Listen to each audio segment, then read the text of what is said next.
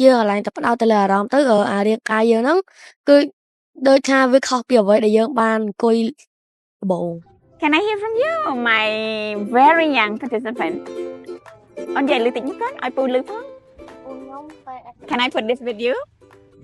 ចំពោះខ្ញុំនៅពេលដែលខ្ញុំសមាធិទៅមានអារម្មណ៍ថាស្រស់ស្រាយវា relax ពីទុកកង្វល់បានច្រើនតែគ្រាន់តែរឿងពិបាករឿងមួយថាពេលដែលអង្គុយយ៉ាងទៅ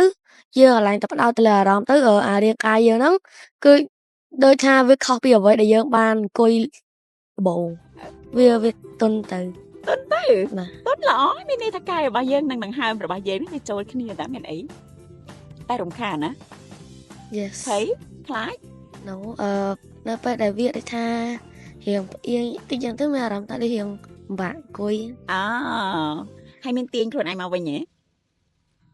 Yes that's good that's a good decision វាជាការសម្រេចចិត្តល្អដែលទាញខ្លួនឯងមកវិញឥឡូវសមាធិស្ងាត់ខ្លួនឯងឬសមាធិមានអ្នកគ្រូនាំដឹកនាំការគិតហ្នឹងមួយណាពេញចិត្តជាង ម្យ៉ាងម្នាក់ដែរអ្នកគ្រូ ម្យ៉ាងម្នាក់ I like that okay